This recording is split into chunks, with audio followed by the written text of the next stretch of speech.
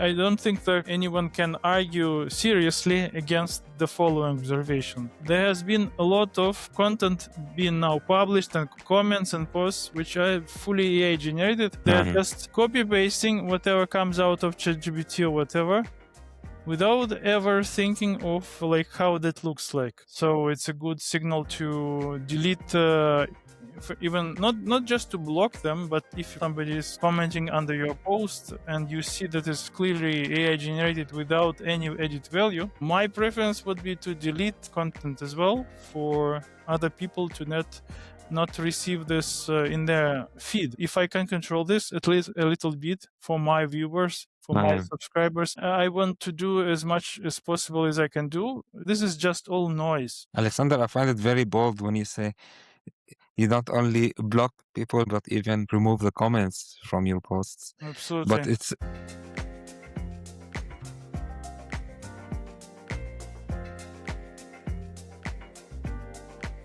Aleksandr, welcome to the Core Impact Podcast. I'm excited to have you here. Today, as we said, we're going to talk about AI governance, adoption, ethics, responsible AI, regulations, and we're going to talk about how AI is shaping our future of work. Before we dive deep into these topics, I just want to know in general, before we talk about the regulations, when does governance become too much? Because there are many companies that are already overwhelmed with so many other regulations, and now it's coming with AI, we have new regulations. Why do we have the need? Can we start from here? You can explain what is the purpose of it? I mean, it all depends on what normally, at least in democratic societies, what the people want and what they prefer. And through their representatives, they usually express their wishes towards a more, let's say, permissive regime, economically speaking, politically speaking, legally speaking, where they let more freedom to the companies to expand and prioritize really economic development. Some companies do that, or some countries prefer that approach, like the United States, for example. And you can have other countries or even country blocks like the European Union, where we prioritize prosperity and human rights.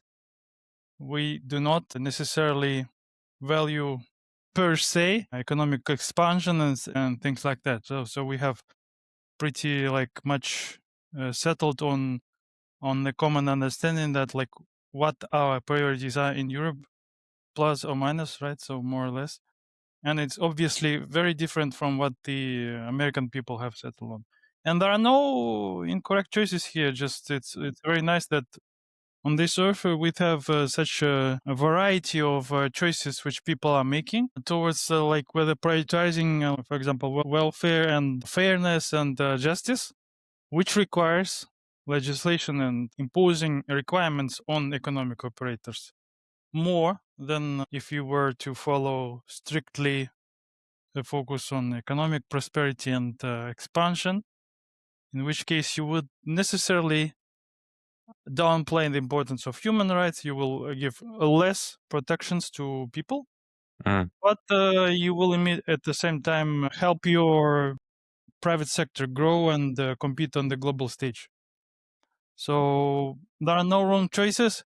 There are just preferences here, and Europe tends to prefer to maintain the already achieved high level of protections. So the purpose, if we say it in one sentence, is the protection of people and their data privacy. This is the main purpose. This is just a very narrow example. We can speak about consumer safety more broadly, human rights more broadly, and this would present itself in the way of how we have product safety laws. For example, the newest kind we've got recently on AI. The Act is part of European broader product safety law. It's just one example. which has become recently more like received more spotlight recently, but it's just good old product safety legislation adapting to the new realities and new hazards, new risk factors. So nothing new under the sun, just adaptation of the already existing concepts. And data privacy is just one of the aspects of like fundamental rights protections that we care about in Europe. So this is just one narrow example, I would say. Alexander, since we started already now with the EU AI Act, and this is one of the things that you are teaching, you're making courses here, who are the people who should come to you and learn from you? There are different kinds of people who are visiting, attending my courses. They tend to be more on the side of like governance, risk, and compliance professionals. The majority of the public. Occasionally, there are some business leaders as well, up to the vice president level. I used to have like even on my retail course. So the way I do the courses, for example, on the Act is I usually have this one prepared structure and content, but I can also customize it to address the needs of corporate clients. So sometimes they ask me to deliver a specialized, tailored version where they will have a different mix, perhaps, of audiences, right? So, depending on that, I can adapt. But the people who attend my retail course, as I said, are mostly governance, risk, and compliance people, senior at the senior level, senior contributor level, I would say, managers. Although, as I said, usually there is a mix, and apart from the trainings, the things which I've been doing through years, all those things they required, a good translation skill, meaning interdomain translation. So from complex legal topics to how this translates into business impact, business requirements, business policies, procedures, right? So and also technical, because for the last 10 years, I think I've been mostly focused on digital policy and technology projects. So without the ability to translate in between the legal domain, the technology domain, and the business domain, I would not be successful in the roles that I was, involved in. Mm. If you are excited to dive deeper into AI governance, EU AI Act, and responsible AI adoption, Alexander is offering courses that you can check out. You can use the code COREIMPACT to get 10% off when booking. The details are in the description. Now let's come back to the conversation. And let's talk here about the challenges since you mentioned it. What are the biggest challenges when connecting between tech, legal, and business domains? I mean, there is plenty besides this translation aspect, right? Because I think this is what fascinates me the most, is the like that I have this tendency, especially for those who are more focused on visualizing, right? Like the content they want to intake, and I think I'm very good at doing quite simple but impactful visuals. And one of those was, by the way, in the wake of the ChatGPT popularity, like when it came out in 2022 November, right? The public version made available, and somewhere at the beginning of 2023, when the initial like experimentation has already started with many people, myself included,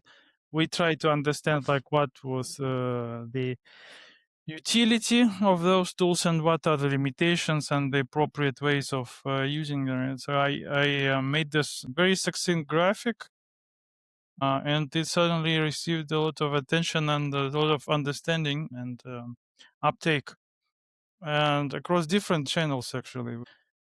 My usual, delivery channel for my content is LinkedIn, right? So I do a lot of posting there, newsletters and things like that. And when I just came up with this graphic, and I explained basically in that graphic, so the criteria you need to meet to use a tool such as ChatGPT, right? Without being sorry about that in the long term. And I've made certain, a decision flow, or decision tree, you can call it. And the key elements were being competent to, for example, to tell if what you are preparing with the tool is truthful or not, right? So apart from the situation whether you don't care, like you are doing some science fiction or whatever, right? So where you don't really care what the tool delivers and might not be factual, right? So we set this specific domain of artistic assistance aside. If we are talking about, domains where factuality is critical, then actually to be able to properly use the outputs of those kinds of tools like ChatGPT, you must be yourself a domain expert. If you are just, a lay person who is using the tools and relies on it, but has no way of telling like whether the result is, correct or not, then you are setting yourself for failure, right, down the road, because you're not an expert. You will not be able to tell if the result is useful and good, right? It may appear, right, because the systems like that were trained to produce plausibly sounding text, right? So this is their goal, but factuality has nothing to do with it. So without being a subject matter expert first, and then without your ability and desire to take on full responsibility for the output, right? You should not be using those tools at all, because if you are not a subject matter expert and you're not ready to sign, on the dotted line that you, accept any kind of ethical, legal, and other, outcome which may come out of you using that in the wider world, that output, then you should not be using it in the first place. So this leaves us with a huge gap between what people actually use those tools for and what they can safely, limit their use to, right? So because usually this is not how people understand the way they can use the tools, right? So because also they have this tendency to over rely on the new systems because they appear to them like something magical, something not comparable to older, like actually more reliable systems which do not operate in a probabilistic manner, right? So if they always would be reaching the same results. So people who started using computers in the 70s or something, on the 80s, they may have a false equivalence in their head, right? So, in terms of trustworthiness and accuracy, right? So they got used to that fact that computer is never wrong. And in a strict technical sense, like, those tools which we did use, they were just arriving at the result depending on what input data we feed and what the algorithm was. And there was not such a thing as classically, there was not such a thing which then relied on some probability, right? And what we now have, like the majority of ASS which we now have, they all rely on probability. So even in the definitions, if you look into the ISO standard on like key concepts around AI, machine learning, 22 ISO 22989 standard. So it even in one of the notes for sub-symbolic AI, which is narrow, scientific term for what the systems are currently, which we are using, sub-symbolic AI. In the note to the definition, it says like that the whole thing with those systems that they produce a result with a specified degree of error. So there is always a degree of error. So this is just by definition how they work. they cannot operate with 100% error-free probability. This is inherently not possible. And depending on the domain where you use them, like level of accuracy, if it's 95 or 99.999, even that result sometimes will not be sufficient, especially if we are using them in kind of a loop or in a kind of a, as it's now beginning more like becoming more and more popular to use those kinds of systems in an agentic manner, so where they execute a workflow, right? So, and if you get a certain specific level of error at each step, then the errors will accumulate at the end, right? So the majority of people don't even understand this, right? So I'm a huge fan, of technology, very specific technology as well. But I tend to be always on the critical thinking side, skeptical side in assessing like any claims which are made by the providers, by the developers, right? So I try to check for myself. I try to see what the scientists say about the aspects, how these tools are useful, how they are not useful, and so on, right? This is my idea, and this is what I wanted to deliver also with this graphic, which was uh, so successful. Like I'm still receiving from time to time, even from time to time, even if it was in 2023. So after 3 years, I'm still receiving occasional requests for permission to reproduce. Even now, though I published this graphic about this ChatGPT, use under the Creative Commons license, like only reference was required. People still, at least, at least those old school people who know what is like academic integrity and things like that, they still ask for permission. See, Alexander, I didn't want to interrupt you, but you touched on 4 questions that I wanted to ask you. So I'm gonna come back to one by one. So let's start by talking about the EU AI Act and say, if you wanna summarize it in a simple way, what is it? And also tell me what are the things that companies usually mostly either don't understand or struggle with understanding.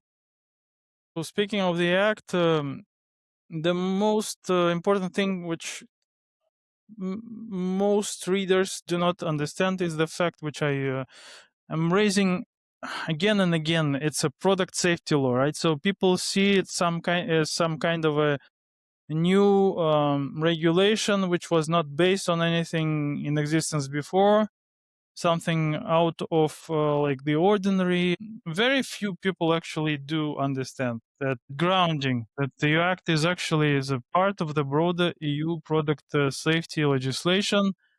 We have this kind of a horizontal framework for specific, technology, which does not prescribe how you must build your systems, right? So there is no prescriptive way of like specifying what you must do exactly. There are only objectives. So they are like policy objectives, or we call them essential requirements, right, for products. So what requirements must be met if your product were to enter the European market? And they are not for all AI systems. They are only for certain, categories, like high risk AI systems. They have specific, requirements as regards to their quality, different aspects of it. This is the main thing. Like we have in the act, we have the essential requirements for high risk AI systems. So before they are placed on the market or put it to service in Europe, they must comply with certain requirements, expectations, let's say. Right. So, but the law does not say like how you arrive at meeting those expectations. And one of those, like, for example, to have a risk management system in place for the organization to assess specific hazards which may be relevant for the AI system you are building. So for each AI system, it may be a different set of hazards which are relevant. So for example, if you're building a facial recognition system, right? So It's a high risk AI system if used in, for example, remote biometrics settings, where it's permissible, but you must have certain, requirements met. And I must meet certain requirements, and in which case you are, for example, assessing what are the potential hazards for people who are being subjected, affected persons who are being subjected to the use of those systems, right? So, and you try to identify what those hazards are for their, for example, fundamental rights, and then you try to identify as part of your risk management process how you can evaluate what is the probability, what is the severity of the risk, right, to fundamental rights, for example, to what rights exactly, right? So is it, for example, right to, I don't know, a liberty or something like that. So it depends on the use case, right? So, and then you need to assess if the degree, if the level of risk is, if the probability are such as that overall the assessment is that it's acceptable as regards to like the level of protections being achieved in Europe. So we do not benchmark against totalitarian regimes or something. We benchmark against our own very high level of protections. And if we, think that this technology as foreseen to be used, like is gonna influence materially like the level of protections, we need to mitigate, provide mitigations, right? So and as a result, the idea is to reduce this risk overall to an acceptable level before they place the product on the market.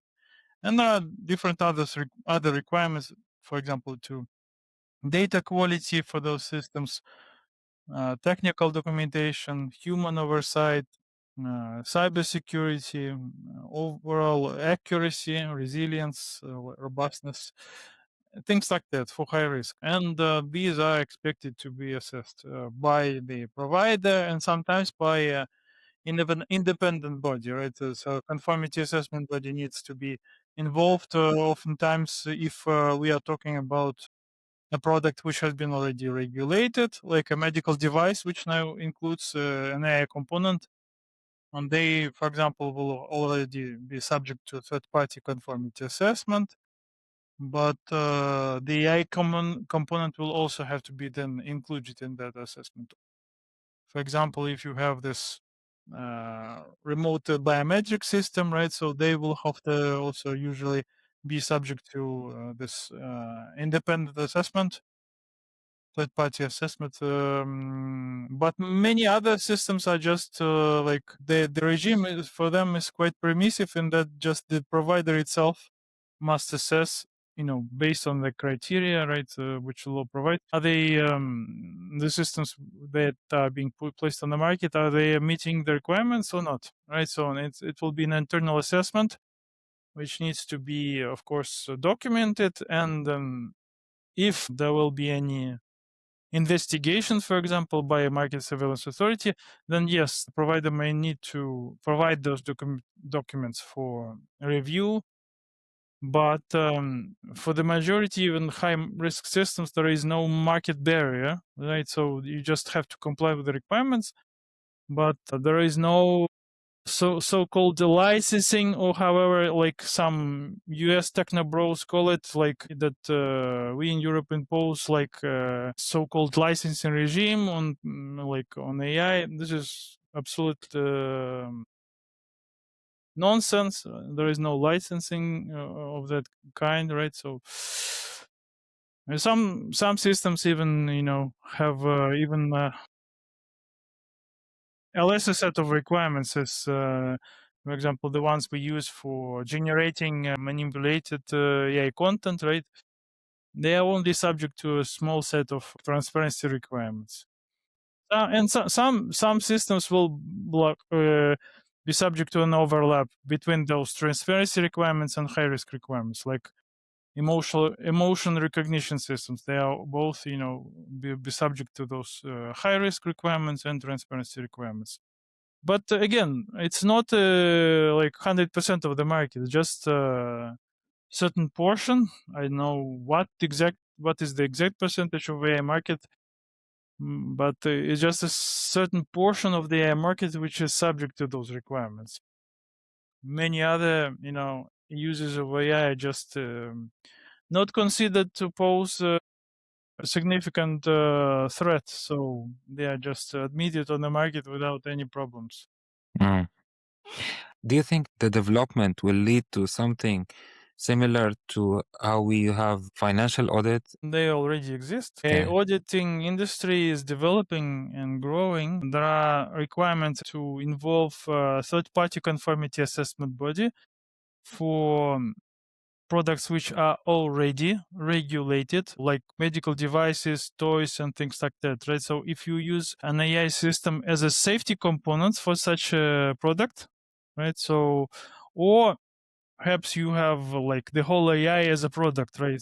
It's just software as a product, like medical device software, for example, right? So things like that, where you actually already have to involve a third-party conformity assessment body, right, to come and check you independently. And what this means for remote biometrics in the Act case, which has not been previously regulated. What you are required in that case, you have to invite auditors from the conformity assessment body who will review your system, your documentation, and provide their assessment of whether you are conformant or not to the essential requirements. So in the United States also there is demand on certain topics, like they don't have a comprehensive AI safety regulation like we have in the Act in the EU, but they do have some topical protections. For example, they have in the New York City, they have a local law which requires companies to assess AI decision tools which are used in hiring, like for hiring decisions, like things like that. They are high risk in Europe and in the United States, at least, like as you see in this example. There is a certain requirement to do those like audits on those tools specifically, and they have to, of course, follow the framework which exists in the United States in assessing like whether, for example, there is any unwanted, undesirable, and unlawful bias introduced into the systems. By the way, like how you made the choices to which training data to use to train the system, any other design choices which may have introduced that undesirable bias and things like that, right? So which would be, let's say, contributing to violating procedural fairness, right? So it's not something abstract, it's something objective which can be measured. And auditors are coming in and evaluating a system according to a certain audit criteria based on the regulatory requirements. Yeah. So even in countries which lack comprehensive protection, there are some aspects which are audited in AI systems. And in case of Europe, again, there is a subset of AI products which require independent auditing, and not only on the organizational aspect, but also in terms of the product itself. Is the product safe? Meaning, is it compliant with essential requirements which European Union imposes? It's not part of the financial audit that's usually happen. It's something separate. Yeah, it's a completely different specialization. You need to have different skill set for doing, AI audits. You may need actually a team of specialists competent in different aspects. Some may be competent in machine learning, some may be competent in some other aspects in regulatory. It's often that you will require a competent team of professionals with different specializations to properly analyze and assess such a complex socio-technical system. As AI systems are called socio-technical, it's exactly because of their complexity and how they interact, right? So, and how they are used to in the context of organizations, in broader societal context. Usually, the best practice today is to have like a team of as experts from the coming from different fields, and acting as auditors. And what you can borrow and what people tend to borrow from the financial sector is independency rules, like so the general aspects of what is good, what is bad practice in terms of relationships between, for example, organizations which can do pre-audit work, audits themselves, the clients, like things like that, right? So, which are quite universal, I would say, for all more or less professions which have certain deontology, right? So, some code of practice, ethics, and so on. So, this is quite applicable both in financial audits and AI audits, but the subject matter is different, so you need to have a different skill set as well. Alexander, I'm gonna ask you a general question now. What concerns you most and what excites you most about AI?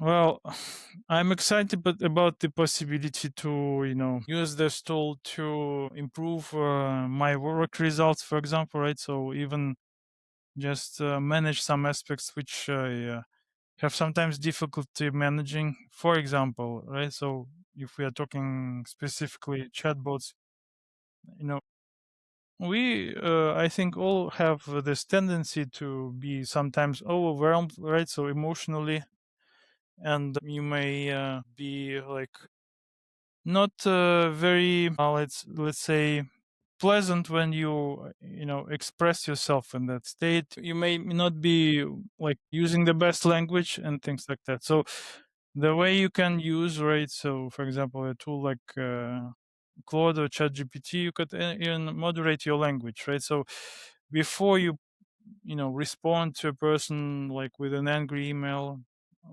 for me it helps a lot to give it a try and reward something more like in a more neutral and polite and professional manner when I don't have the internal energy to formulate that from the start. So I have my intentions, I have my like ideas, but in order to maintain a social connection, you of course can take your time and do it yourself, but sometimes you need to act like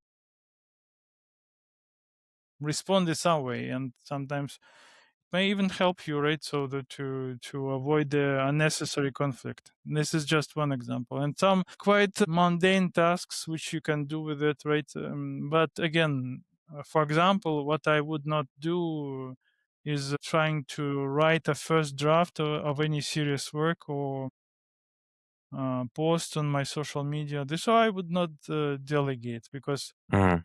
because there's a like very good expression by someone I can't remember right now. Like yeah, I think they were themselves quoting Orwell,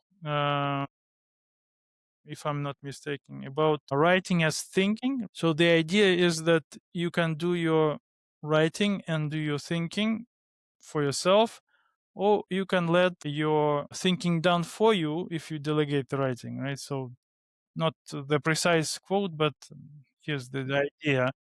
So the worst thing you could do is try to delegate your thinking to an AI or whoever. So this is the pathway to like destruction of intellectual capacity. Polishing what you've done already, this I understand. Double checking, fact checking your own outputs, right? So you may have thought that you've created a very solid piece of work, but you run it through Claude, and it would very often signal like what potential like for improvement is there, right? And this is very helpful in Mhm. this case. This is very helpful. Also, stylistic, improvements. Although again, it depends on how you are choosing to use this tool, because nowadays the most unpleasant thing which I'm observing, right, and which is why I would, like, on balance, would prefer even those tools not to exist, right? on balance, because even, for example, let's take LinkedIn, the professional network, right? So I don't think that anyone can argue seriously against the following observation. There has been a lot of content being now published and comments and posts which are fully AI generated without the posters at any point regaining consciousness, right? So they're just copy pasting whatever comes out of ChatGPT or whatever, without ever thinking of like how that looks like. And that looks like that looks terrible, because they are all lookalikes, right? So because the language, large language models, like they tend to average out like the style and the typical, language which has been used, and after some time you get get to see a few of those posts, and dozens of them every week. You get to understand, like, oh, okay, again, another person who is not using their brain. So it's a good signal to delete, even not just to block them, but if, for example, somebody is commenting under your post and you see that it's clearly AI generated without any edit value, my preference would be to delete the content as well, for other people to not receive this in their feed, right? If I can control this at least a little bit for my viewers, for my subscribers, I want to do as much as possible as I can do to not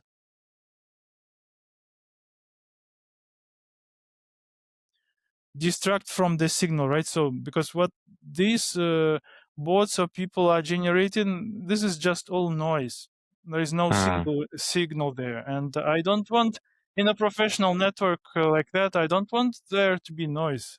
Only want to be as much single signal as possible. I can filter that based on my own preferences. I want to subscribe to some people. Some others people are not interesting to me, but to others they are.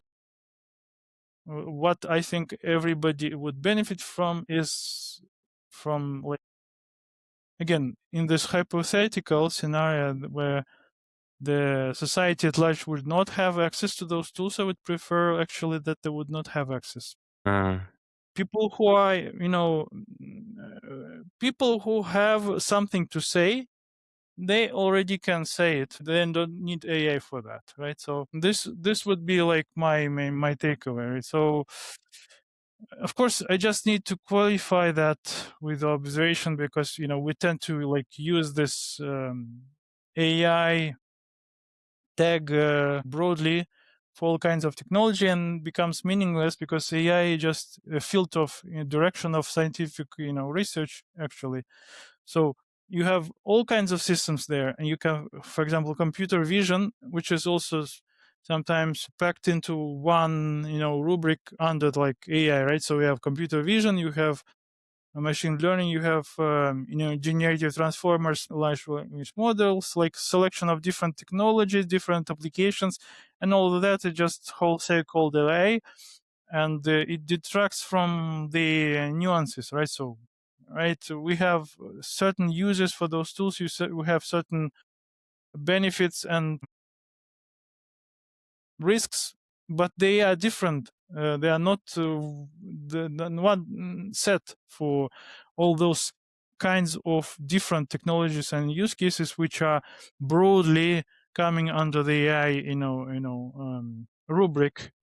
This would be just incorrect, right? So I understand we use it as a shortcut now, and kind of myself have been a sinner already today by saying like AI this, AI that. Although what I meant specifically was generative AI, right? So one specific type of technology. We have, of course, some predictive AI systems. And predictive AI technology has existed for decades. You can imagine, for example, a very useful, sub technologies there, like which help enterprises of transportation do predictive maintenance of their, let's say, rolling stock or buses or anything, right? So has nothing to do with generative AI, and still somehow we like all equate it under AI. I acknowledge this is like not the best the best way. Yeah, we happen to use this in this way, but this was not the best formulation, of course. Alexander, I find it very bold when you say you not only block people who clearly use AI in their communication, but even like remove the comments from your posts. Absolutely.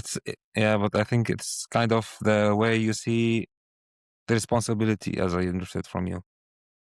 Yeah, it's not that they're using AI, right? I'm using AI too as well. Again, I'm not using it to draft my posts or anything. This I'm doing like manually. But in principle, I'm using AI. I'm trying at least not to be stupid when using AI, because Mindfully. in the end, yeah, if you are using the technology mindfully, again, you can check for grammar, right? Or you can double check your assumptions, as I said, right? So this is one thing, and you are feel free to use AI, but it will not influence your style, your personal like voice, right? And when people are just copy pasting whatever comes out of GPT nowadays, it's very often visible. So there is no added value in them just regurgitating whatever I have said and presenting that as some points, even if the sentiment is positive, right? So right, so they may be praising my post and some words, and this kinds of attracts additional engagement. But I don't want that kind of engagement, because it's harmful for the general interest, like for the general public. So if people will be receiving LinkedIn like notifications because somebody left a comment under my post because they liked, for example, my post, okay, and then they're receiving 10 notifications, and all those 10 notifications are about some bot regurgitating what I already said. What is the value? There is zero value. There is only damage. So of course I will delete all that stuff to avoid the people being harmed, actually. Imagine if you had to enable thousands of employees globally to use AI tools. They use Microsoft Copilot, and you're leading this project. What would you put as the first 3 priorities? Number one is not to consider like this as like goal to implement a Copilot or whatever other technologies out there for the purpose of just implementing the technology and raising my figures. So if I were to have this KPIs centered around like how many new workplaces have I managed to force use Copilot, ChatGPT, or Claude, I wouldn't be working even in such a position. I would resign, because it's stupid and it's harmful. What you must start with is assessing whether, for example, it's in a certain process or in a certain population, like organizational, right? So you have certain aspects which you can optimize, right? So for example, you have business process. You need to think from first principles whether this process makes sense at all, right? Before you try to automate this or improve it, right? Maybe the process itself is meaningless and useless and only adds overhead without any value to the organization or to the people. And this is what I would start with. So number one is just to check the process or whatever activity I'm reviewing, right? So for common sense, like common sense check, does it make sense or not? If it doesn't make sense, scrap it, delete it, obviate the process, retire. So because it will save much more money for organization, like by not having this stupid process in the first place, right?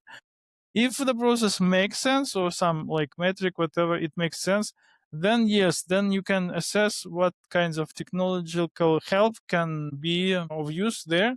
if any, and what are the pros and cons, right? So what are the benefits and the outcomes which will be negative. And it's important to understand that oftentimes, especially in the classical commercial context, what people tend to do is they tend to only assess the benefits for themselves, for their organizations, and they tend to externalize all the negative outcomes, right? So let's if anyone else is caring or taking the negative outcomes, like the general public or some, even other department, not my department, I'm very happy because my KPIs are great.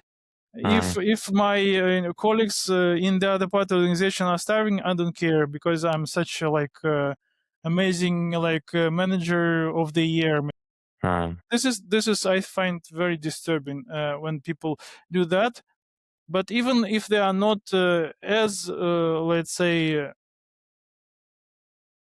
as self-centered as even not to care about other parts of their organization, let's suppose they care about the whole organization holistically. Okay, this is already better. But what about again externalizing the harm elsewhere, right? So to other stakeholders, to affected persons. This is what corporates are not often thinking about, and this is what regulations forces them to do. Things like the AI Act, right? So this forces them to think about others outside the organization, about the harm which we can occur to others outside the organizations. Because for example, the enterprise risk management is caring mostly about enterprise risk. It risks like negative outcomes, downside the risk to the organization.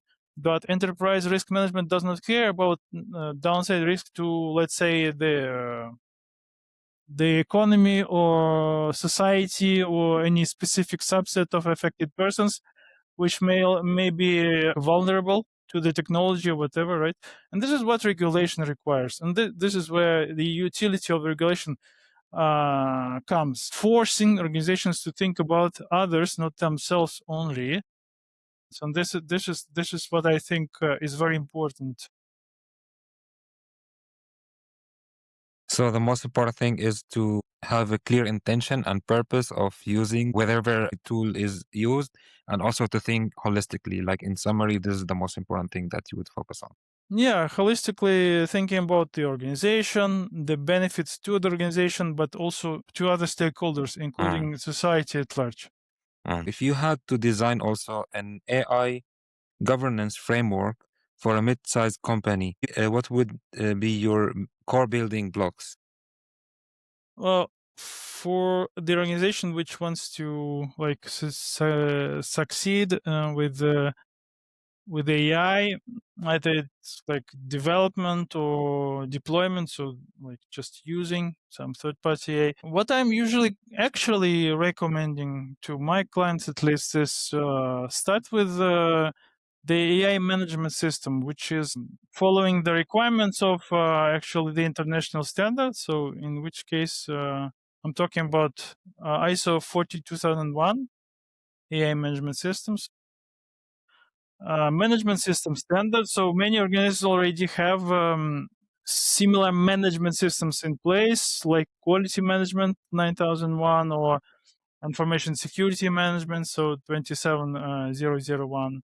And for them, it's even easier to implement on top of like their pre-existing management system an additional set of requirements, right? Because they are all harmonized in the way structured and things like that. But even if they don't have a management system in place, just having some documented management system in place is already a huge step towards both meeting the expectations of internal stakeholders within the organization, right? But also the board, and then investors, and then hopefully potentially laying the groundwork for legal compliance. So the standard will not allow you to automatically achieve like legal compliance, but it sets the important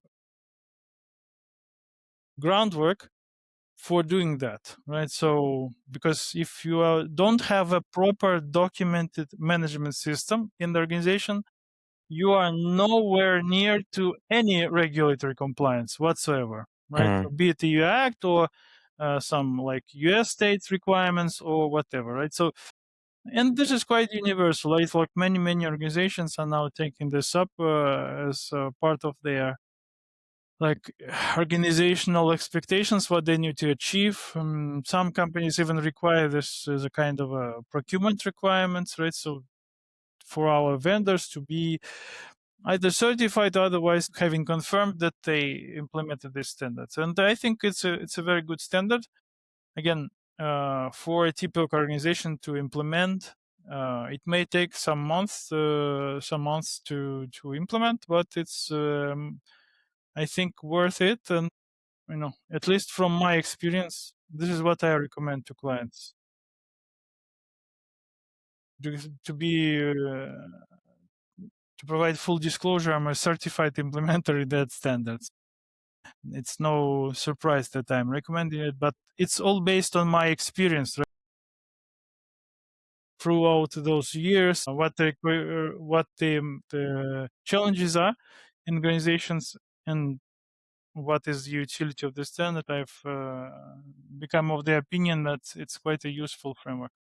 Alexander, now I would like to ask you some questions about what do you expect in the future? So the first one is, you can tell me any kind of roles that will emerge, maybe does not even exist yet, that has a relation with AI and AI governance in the next 5 years, probably. I'm not sure how truthful my prognosis will be, but let me put it this way. So we have, for example, in terms of professional certifications, right? So we have, let's say, in privacy, because I'm also a privacy professional, right? So in privacy, we have different types of certifications for people who are specializing, for example, in regulatory aspects, right? So then in managing the systems which help us achieve like some privacy related outcomes, right? And operating a management program, right? Privacy management program in the organization. So kind of a project management skills and things like that. So we have already seen this specialization showing up in privacy, right? So I'm of the opinion that we will have the same, even if not more, in AI. People just nowadays speak of AI governance, but actually, if you dive deeper into it, you will see different facets of AI governance, like being, of course, the corporate governance as it properly is, right? So, what interacting with, like, for example, stakeholders on the board level, helping them govern the organization to the extent it concerns the use of specific, technology and things like that. On the other hand, you will see like some, project management skills useful, right, on a certain level. For example, for those who will be running like AI management system, right? So the one under ISO 42001 or something else, right? They need to have a project manager like profile, right? On the other hand, there will be some like really like professional technologists, right, who know how to operate the stack, how to deal with continual improvement, right, which is also, by the way, an aspect of the standard. So it's 42001. Because you need to continually improve with all what is going on in the field. And then, of course, there will be an AI security, right? So cybersecurity as applied to AI, because there are specific vulnerabilities, such as, for example, prompt injections and things like that, which are not characteristic to any other technology, but for the AI, specifically based on generative pre-trained transformers, this is something like inevitably present in all generative AI, like prompt injections. And this means that you have a certain subset of security professionals which will take on like some new knowledge, but will have a solid security background that will specialize in AI security, right? So, and AI security is one thing, right? So this is how potentially the system itself is exposed to some potential harms, and you have AI safety, right? So product safety, the way systems can harm, other people and organizations and so on. So external, right? So security is like inwards looking perspective. Safety is outwards looking perspective, how the system itself may potentially bring out harms in the external environment. So all those people will have different aspects of their knowledge they need to be experts in, and of course to be ideally on the frontier, so continually develop their expertise and things like that. So this pretty much different specializations in what nowadays is sometimes being subsumed under like this broad AI governance topic, but actually there are tons of specializations. Mm. And I like how you connected also the human aspect again, where you talked about project management and connecting with stakeholders, etc. Lots of skills that are related to the human side, which makes you successful also in something that many people perceive that it's more about logic and data only. Yeah, it's a very complex interrelationship between technology, different people, societies, organizations. If a professional wants to move into roles that are related to AI transformation, what are your 3 pieces of advice that you will give them? Try to play your strongest sides, right? So whatever you already have in your professional portfolio, and build from that, because AI again is just a field or direction where we are trying to use some advanced automation. You can be as simple as that, and the way you can leverage that is something towards your goals, your organization's goals, right? So be it your company where you work in or your client, right? So you can find out like what are the relevant pertinent questions there in your field, right? So again, you can transform how you do project management, you can transform how you do security work, you can transform how you approach client work, right? So and AI could be one of those tools which can be available in your toolkit. But again, I would be advising against focusing on AI as a technology per se. I would just be trying to focus on how I can be my better self, right? In what I do best, with account of what is going on with technology. Hmm. So this is the top advice, and you see, this is the most important thing to focus on. You don't have to give them another 2. Yeah, I mean, for me, that is just foundational. Alexander, my previous guest, Ralph Thurm, he asked me to ask the future guest, what is holding you back from helping create an economic system that allows life on this planet to prosper? So I didn't edit the question, I kept it as it is.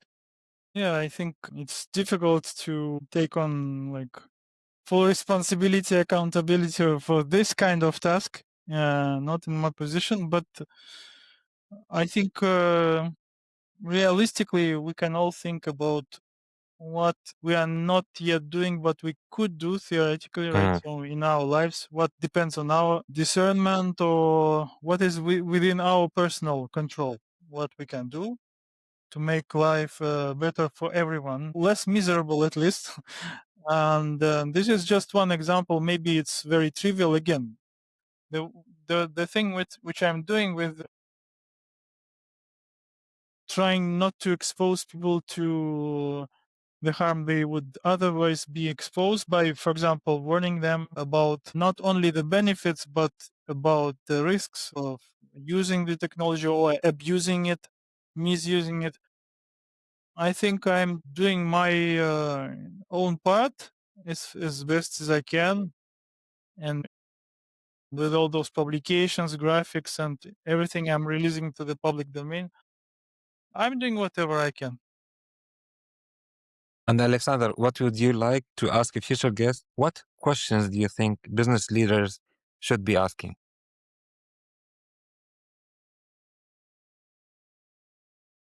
This is difficult because I'm not good at Maybe that. something you are already interested in, you are reflecting on. Yeah, I mean, so more generally, I'm not sure. I will not be succinct here, but the idea is when you try to achieve like some business results, right? So you should really think about what is the evidence of this new technology or approach which is proposed to me actually works. What is the scientific evidence for, right? So because oftentimes I think this is completely skipped from any business equations. People tend to make assumptions which are completely not based on science. They are based on junk science or nonsense, hype, whatever, right? So and they just go with it because it's hype or whatever, right? So or because it seems familiar, even, right? Or because everybody done that before me, my predecessors, something. So what I find useful is like to pause and ask yourself, like, what I'm doing or about to do, what evidence do I have? What scientific evidence do I have that this works and that the risk benefit wise, right? This is good not only for my organization, but also for others, including the society at large. Then the last question I would like to ask you, Alexander, how do you celebrate success and life in general? How do you celebrate success? I don't know. I'm usually just enjoying whatever I enjoy anyway. Like I love jazz, for example. I'm listening to jazz live on concerts. Spending time with my close like the people who are close to me. So nothing really special. Maybe going to some interesting place. Nothing really out of the ordinary.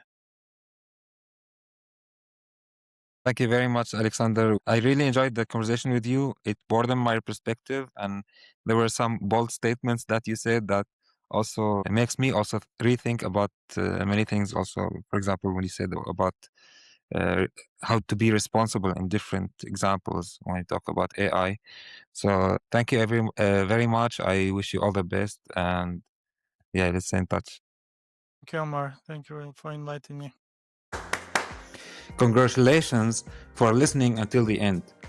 You are in the top 25% of listeners. Studies show that we forget up to 70% of what we hear within 24 hours. But when we repeat an insight by sharing it with someone, commenting, or journaling it, it moves into long-term memory. So now tell me, what are your 1 to 3 takeaways you're keeping from this conversation? Enjoy every moment. Until next time.